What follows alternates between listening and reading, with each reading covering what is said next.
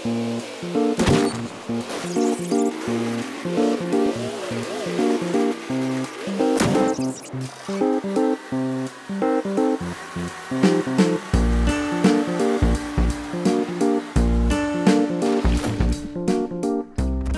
hey guys, it's Klaus. Let's watch the Mookinator here, Mookinator in his Hellcat, and discuss balance and roles of different tanks in this game. You know, this game is all about balance and how different vehicles have different roles, right?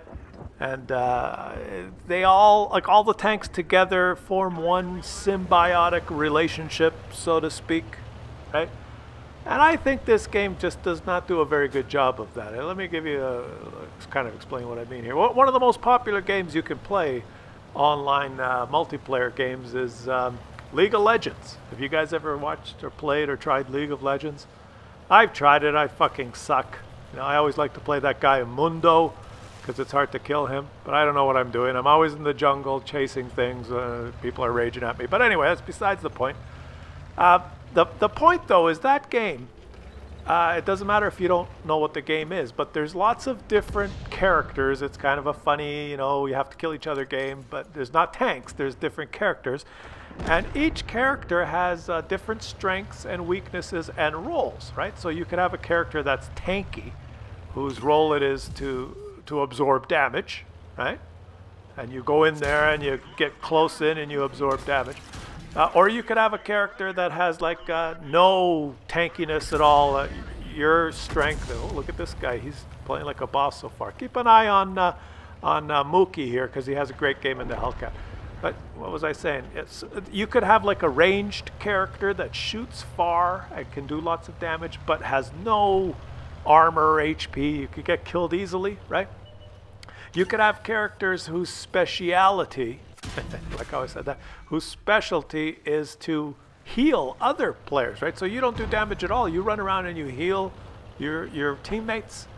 You have like there's different. Each character has a different thing that they're good at, and usually the team that wins in League of Legends, and it's the same thing. You know, you start a game, random people.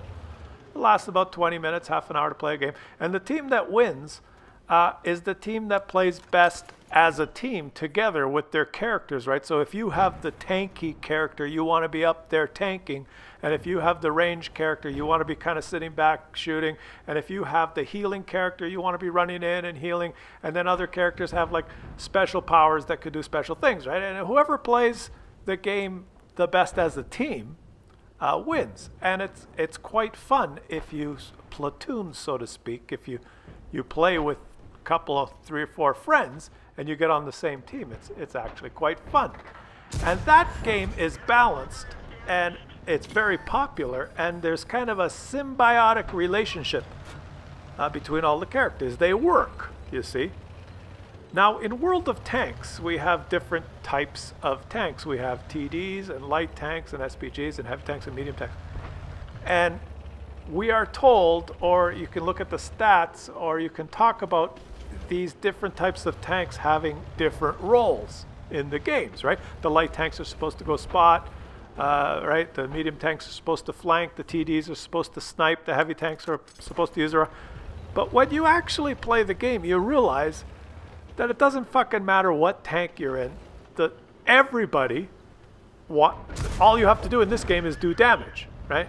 And if you're in a light tank, you don't have better view range than a medium tank anyway, and some light tanks are slower than other medium tanks. And if you're in a medium tank, you can have better armor than some heavy tanks anyway, if you're Russian, you know, compared to the French ones.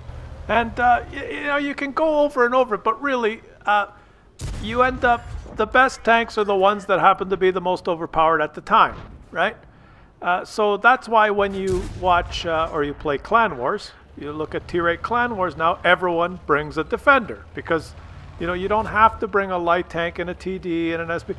It's like 10 defenders versus 10 defenders. Or if you watch the esports finals, right, you expect that there's going to be team play, there's going to be the spotter and the snipers and the flankers and the no, it's just that the teams bring all the same kind of tank, whichever one happens to be the best one. Everyone used to bring T110E5s, right? because it was overpowered and then it got nerfed. Now the teams will everyone will bring a mouse because it's the best tank. It doesn't fucking matter if a light tank or a medium tank has a different role than a TD, or, you know, there's no different role for different tanks. There's just good ones and shit ones, right? And no one wants to play the shit ones in the clan wars, or you just want to grind through the shit ones to get the good ones. And you know, sometimes you get to shoot the shit ones if poor guy's playing a shit one and you're in a good one. And if you're watching the grand finals, no one's playing the shit ones, right? They used to all be playing T125s, now they're all playing mouses. Or if it's an open map, they all play bat chats, right? You don't need different kinds, you just need the best one, right? And in pub games, there's no need for team play. You just need the guys in the good tanks to do well, and the guys in the shit tanks to, you know, keep grinding so they can finally get a good one. You will be more effective if you play the fastest tank that shoots the fastest with the best armor.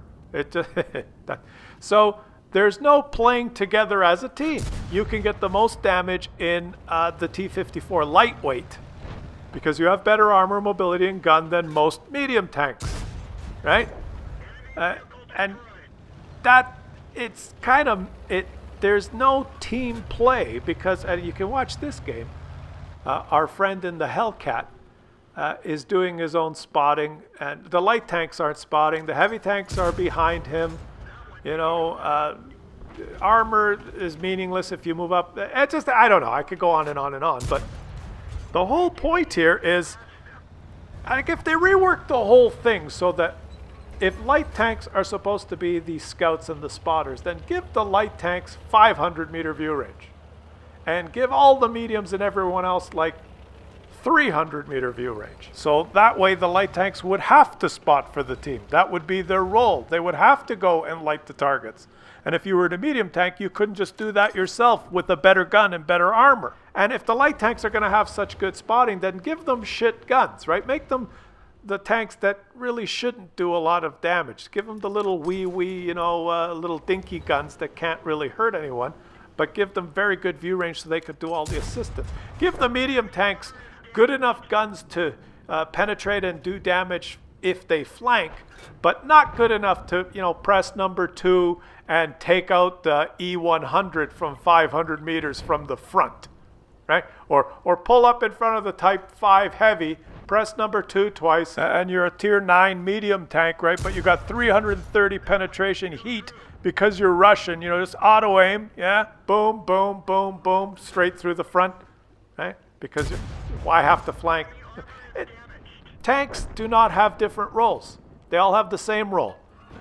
Press number 2, aim at an enemy, and shoot them and do damage. That's the role of any tank in this game. It doesn't matter whether it's light, medium, heavy, TD, it doesn't matter.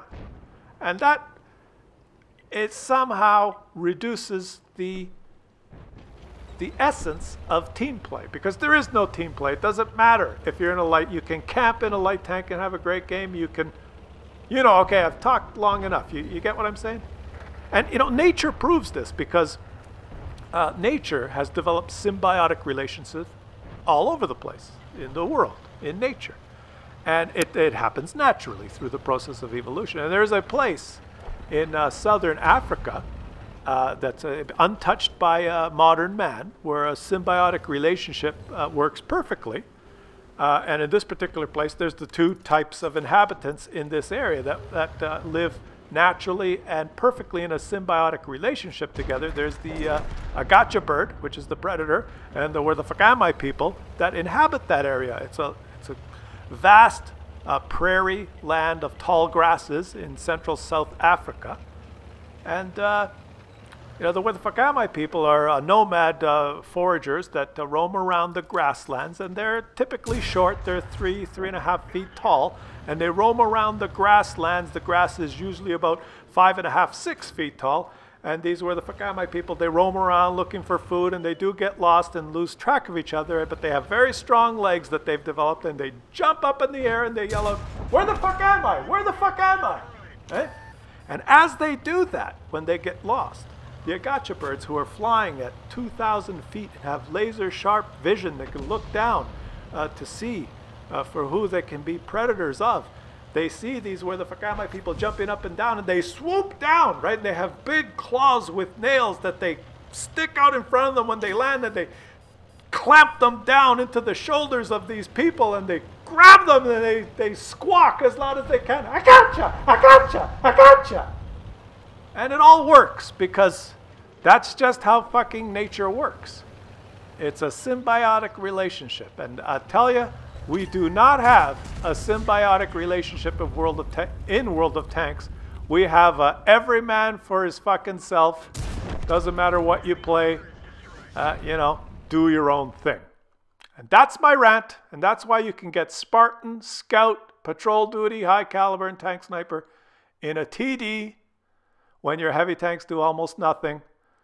And that's the way it is. And yeah, it's... you know, it's just, let me know in the comments what you guys think of the different roles of the different tanks and whether you believe there's a symbiotic relationship that works in World of Tanks.